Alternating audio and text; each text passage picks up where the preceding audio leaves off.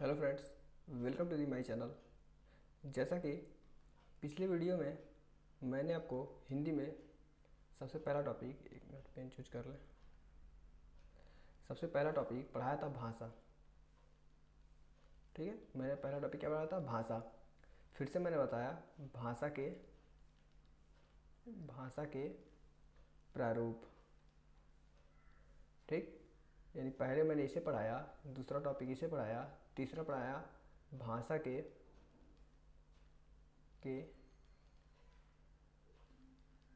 विविध अंग। ठीक है, फिर से मैंने चौथा टॉपिक पढ़ाया भाषा के रूप। देखिए, मैंने ये 4 टॉपिक पढ़ाया था पिछले वीडियो में, जिसमें बताया था भाषा क्या है। ठीक है, तो इसमें ये बताया था मनुष्य द्वारा सार्थक व्यक्त वाणी को ही हम भाषा कहते हैं, जिसकी उत्पत्ति संस्कृत भाषा के धातु शब्द से हुई है, जिसका अर्थ बोलना होता है। ठीक, फिर से हमने बताया भाषा के प्रारूप। क्या बताया दूसरा टॉपिक? भाषा के प्रारूप। तो इसके अंतर्गत मैंने बताया था भाषा के कितने प्रारूप होते हैं? 2 प्रारूप होते हैं। पहला कौन सा होता है? पहला होता है पारंपरिक और दूसरा क्या होता है? अर्जित। ठीक है, पारंपरिक क्या होता है? जो एक बच्चा अपने घर से प्राप्त करता है वो पारंपरिक भाषा कहलाता है। ठीक है, और वो जब बाहर से सीख कर आता है परंपरा के अनुसार उसमें जोड़ देता है, वो क्या कहलाता है? अर्जित भाषा। ठीक है ना, ये चीज़ आपको याद रखना है। ठीक है, फिर से हमने तीसरा टॉपिक बताया था भाषा के विविध अंग। ठीक है, तो भाषा के विविध अंग बताया था, उसमें मैंने आपको बताया था वर्ण या अक्षर, शब्द एवं वाक्य। ये सब हमारे क्या है? भाषा के विविध अंग है। क्योंकि वर्णों को समूह से हमें क्या मिलता है? शब्द मिलता है, और शब्दों के समूह से वाक्य बनता है। ठीक है, तो इससे भी एग्जाम में क्वेश्चन पूछता है। ठीक है, ये याद रहे। फिर से मैंने बताया था भाषा के रूप, तो मैंने इसके अंतर्गत बताया था भाषा के 3 रूप होते हैं, जिसमें से पहला था, ठीक है, पहला क्या था आप बताना चाहेंगे? कमेंट करके बताइए। ठीक है, पहला हमने बताया था बोली, दूसरा बताया था परनिष्ठित भाषा। ठीक है, और तीसरा क्या बताया था? राष्ट्रभाषा। ठीक है, मैंने इसको पूरे वीडियो में कवर किया था। आई होप आपको पसंद आया होगा। चलिए आज हम नया टॉपिक पढ़ते हैं। ठीक है ना, आज हम नया टॉपिक पढ़ते हैं। ठीक है, ठीक, उस नया टॉपिक में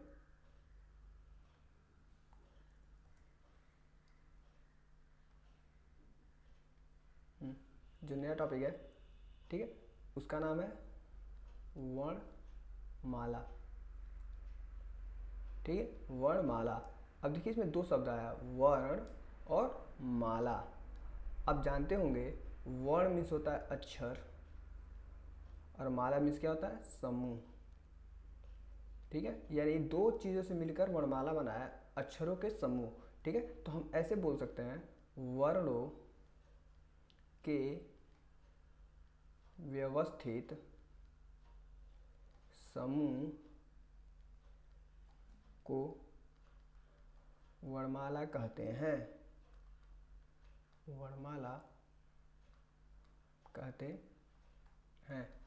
ठीक है, वर्णों के व्यवस्थित समूह को क्या कहते हैं? वर्णमाला कहते हैं। ठीक है, अब देखिए जो हमारा वर्ण होता है उसका उच्चारण कैसे की जाती है? मुख से की जाती है या ध्वनि के माध्यम से की जाती है? तो ध्वनि। ठीक है, जो हम अपने वाक्य यंत्र द्वारा जिस चीज़ का उच्चारण करते हैं वही ध्वनि कहलाती है। ठीक है ना, तो जैसे ध्वनि 2 प्रकारों का होता है। ठीक है, ध्वनि जो होता है 2 प्रकार का होता है। पहला होता है मौखिक, ठीक है, और दूसरा होता है लिखित। ठीक है, एक होता है मौखिक और दूसरा क्या होता है? लिखित। अब देखिए मौखिक, एक बच्चा अगर छोटा होता है फिर भी उसे क्या होता है? भाषा का ज्ञान होता है, क्योंकि वो पारंपरिक रूप से उस भाषा को सीख लेता है। ठीक है, और क्या करता है? उसको बोलता है, लेकिन वो क्या करता है? बोल तो लेता है, लिखना नहीं आता है उसे। ठीक है, बोलना आता है किंतु लिखना नहीं आता है। ठीक है, इसलिए हम कह सकते हैं ध्वनि का लिखित रूप ही वर्ण या अक्षर कहलाता है। आई होप समझ आ रहा होगा। क्या कहेंगे, ध्वनि का लिखित रूप ही वर्ण या अक्षर कहलाता है। ठीक है, अब देखिए हमारे हिंदी में टोटल वर्णों की संख्या कितनी है, 52 है। हिंदी में वर्णों की संख्या कितनी है, 52 है। ठीक, जिनमें से आपके 11 क्या आते हैं, स्वर आते हैं। ठीक है, और 41 व्यंजन आते हैं। ठीक है, यहाँ तक समझ आया होगा। चलिए फिर से हम आगे बताते हैं आपको। ठीक है, देखिए जो हमारे स्वर होते हैं, ठीक है, इनकी संख्या 11 होती है। तो वो आते हैं अ, आ, ई, सॉरी अ, आ, ई, उ, बड़ा ऊ, री, ए, ऐ, ओ, औ। ठीक है, कितना हो गया, 1 2 3 4 5 6 7 8 9 10 11। ठीक है, अगर क्वेश्चन एग्जामिनर पूछे हिंदी में स्वरों की मूल संख्या, हिंदी में स्वरों की मूल संख्या कितनी होती है, तो हम क्या बताएंगे, 11 होती है। ये याद रखिएगा, हिंदी में स्वरों की संख्या या हिंदी में मूल स्वरों की संख्या तो 11 होती है। और यही क्वेश्चन पूछ दे हिंदी में कुल स्वरों की संख्या कितनी होती है, हिंदी में कुल स्वरों की संख्या कितनी होती है, तो हम 11 में +2 जोड़ देते हैं। अब ये +2 क्या है, आपके दिमाग में खटक रहा होगा कि ये +2 होता क्या है। ठीक है ना, तो जो हमारा अंग होता है, ठीक है, और अह होता है, ये दो हमारे क्या होते हैं, स्वर और व्यंजन दोनों की प्रवृत्ति रखते हैं। ठीक है ना, कभी ये स्वर बन जाते हैं, कभी व्यंजन बन जाते हैं, इसलिए इसको स्वर में न रख के इनको अलग रखा गया है। ठीक है, इसलिए अलग रखने के कारण इसका एक अलग नाम भी होता है जिसको आयोगवाह कहते हैं, आयोगवाह कहते हैं। ये चीज़ मोस्ट इंपॉर्टेंट है, आपको याद रखना है। ठीक है, आयोगवाह कौन कौन सा होता है, तो अंग और अह को आयोगवाह कहते हैं। अब इसी में देखिए जो अंग होता है, ठीक है, इसको अनुस्वार बोला जाता है। जो अंग होता है इसको अनुस्वार बोला जाता है, और जो अह होता है इसको विसर्ग बोला जाता है।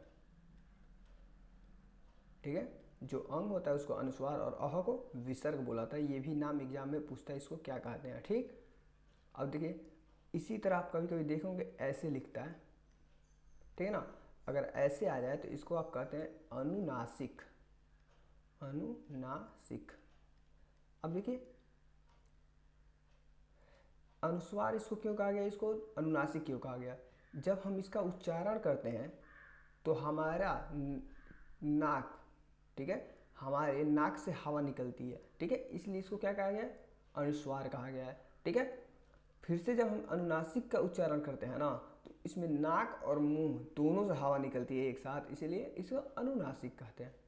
ठीक है, विसर्ग ह की प्रवृत्ति रखता है इसलिए इसको विसर्ग कहते हैं, जो संस्कृत में मोस्टली इंपॉर्टेंट होता है, ये बहुत ज़्यादा क्वेश्चन पूछता है। ठीक, तो आप समझ गए स्वर, ठीक है, की संख्या, मूल स्वरों की संख्या 11 होती है। ठीक, स्वरों की संख्या 11 होती है। अगर कुल स्वर पूछता है तो +2 जोड़ देते हैं, यानी टोटल हो गया 13। कुल स्वरों की संख्या 13 होती है, जिसमें से दो हमारे जो स्वर और व्यंजन दोनों की प्रवृत्ति रखती हैं, जिसको अंग और अह कहते हैं, जिसे हम आयुवाह नाम से जानते हैं। ठीक है, अंग को अनुस्वार, अह को विसर्ग कहते हैं, और जो ये चंद्रबिंदी वाला अ होता है इसको अनुनासिक कहते हैं। इसका उच्चारण स्थान क्या होता है, नाक द्वारा होता है, और इसका उच्चारण नाक और मुंह दोनों द्वारा होता है। ये आपको मोस्ट इंपॉर्टेंट है, याद रखना ही रखना है।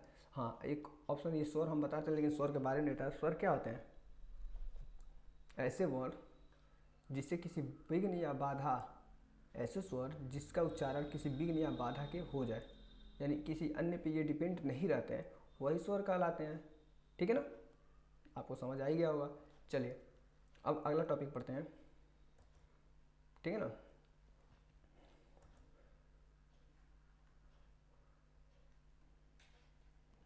व्यंजन। अगला टॉपिक क्या पढ़ते हैं, व्यंजन।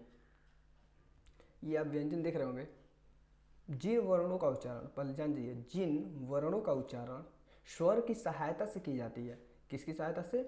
स्वर की सहायता से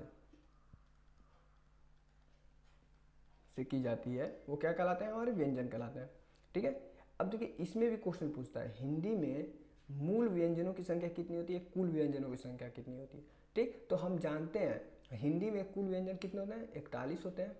ठीक है, ये पता है ना आपको, अभी पहले ही वीडियो पहले वाले टॉपिक में ही बताए थे। ठीक, फिर से अगर हम पूछता है मूल व्यंजन, तो क्या हम बताएंगे इसको? 33। अब ये 33 होता क्या है, तो चलिए एक एक करके देखते हैं कौन कौन से होते हैं।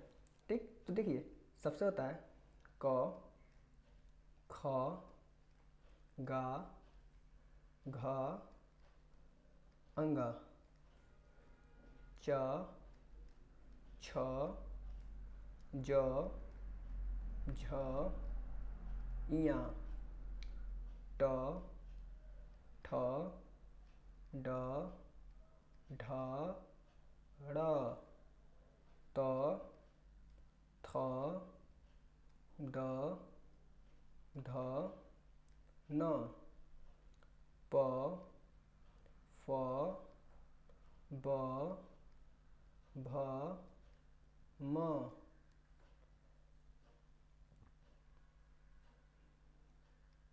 य, र, ल, व। ठीक, इधर लिखते हैं श, स, श, ह, छ, त्र, ज्ञ, स्र। ठीक है, ये हमारे टोटल कितने हुए? व्यंजन हुए। चलिए अब देखिए ये जो हमारा होता है क, ठीक, च, ट, त, प, यहाँ से लेकर यहाँ तक के व्यंजनों को हम कहते हैं वर्गीय व्यंजन। यानी हम क को क्या कह सकते हैं? क वर्ग कह सकते हैं कि नहीं? क वर्ग, ठीक, च वर्ग, ठीक, ट वर्ग, त वर्ग, ये प वर्ग। ठीक है, यानी जो हमारे कचटतप होते हैं, यानी हम ऐसे बोल सकते हैं क वर्ग, ठीक है ना, से लेकर प वर्ग के व्यंजनों को हम क्या कहते हैं? वर्गीय व्यंजन कहते हैं। ये चीज़ मोस्ट इम्पॉर्टेंट है, ऐसे आप याद रखिएगा, क, च, ट, त, प, कचटतप, ऐसे लाइन से याद कर लेंगे तो याद हो जाएगा। ठीक है ना, यहाँ तक समझ आया? ठीक, अब देखिए फिर से आता है य, र, ल, व। ठीक, फिर से होता है स, ख, श, ह, छ, त्र, ज्ञ, स्र। अब देखिए इसमें आपको एक कॉमन चीज़ याद करना है, ये जो हमारे क वर्ग के व्यंजन होते हैं ना, क वर्ग के, अब इसी पर मैं लिखते जा रहा हूँ, इनका उच्चारण हम कंठ से करते हैं। आप बोल कर देखो, क, ख, ग, घ, अंग, हो रहा है ना, हमारे कंठ से आवाज आ रहा है, तो इसको कंठ कहते हैं, कंठस्थ व्यंजन। ठीक है ना। अब देखिए च, च, छ, ज, झ, इया, ठीक है ना, इसके उच्चारण से हमारा क्या हो रहा है? जीभ हमारे तालु में सट रही है, तो इसको तालव्य कहते हैं, तालव्य। ये बोलिए ट, ठ, ड, ढ, ड़, तो हम बोल रहे हैं ट, ठ, ड, ढ, ड़, तो ये हमारा उच्चारण हो रहा है ना, तो जो हमारा कंठ के पास वो निकला हुआ होता है, ठीक है, मूर्धा, इसको बोलते हैं मूर्धा। ठीक है ना, मूर्धा से, ठीक है ना, मूर्धा, यानी मूर्धा से इसका उच्चारण हो रहा है। फिर से त, थ, द, ध, न। ठीक है, तो देखिए तो जब बोल रहे हैं तो आपका जीभ क्या हो रहा है? दांत में सट रहा है, तो ये क्या होगा? दंत। क्या होगा? दंत। अब फिर से ये बोलिए प फ ब भ म, प फ ब भ म। तो आपका क्या हो रहा है, ओठ सट रहे हैं, ओठ, ओठ क्या हो रहा है, सट रहे हैं, ठीक है। तो इसको ओष्ठ व्यंजन बोलते हैं। ये चीज़ इंपॉर्टेंट है, आपको याद रखना है, ठीक है। चलिए आज वीडियो में यहाँ पूरा इसको कंप्लीट कर देते हैं, फिर से अगले वीडियो में उच्चारण स्थान बताएंगे तो अच्छे से समझा देंगे इस चीज़ को, ठीक है। अब देखिए यर और लवों को हम कहते हैं अंतस्थ व्यंजन, अंतस्थ व्यंजन, ठीक है। अब देखिए स ख श ह, बोलने पे देखिए हमारा क्या हो रहा है, गरम गरम हवा निकल रही है मुंह से। जब ऐसी स्थिति आता है तो ये उष्मीय का काम करने लगता है, उष्मीय व्यंजन, क्या है, उष्मीय व्यंजन, ठीक है। फिर से देखिए छ त्र ज्ञ स्र, ये जो व्यंजन होता है ना, एक जोड़े से मिलकर बने होते हैं, इसलिए इसको संयुक्त व्यंजन कहते हैं, ठीक है ना। आई होप आपको समझ आ गया होगा। अगले वीडियो में मैं आपको हिंदी का जो वर्णमाला पढ़ा रहा हूँ उसका उच्चारण स्थान बताऊँगा, ठीक है। आई होप अगर वीडियो आपको समझ आ गया तो वीडियो को लाइक कर दीजिएगा, शेयर कर दीजिएगा और चैनल को सब्सक्राइब कर दीजिएगा। चलिए मिलते हैं अगले वीडियो में वर्णमाला के द्वितीय पार्ट से, ठीक है। Thank you for watching.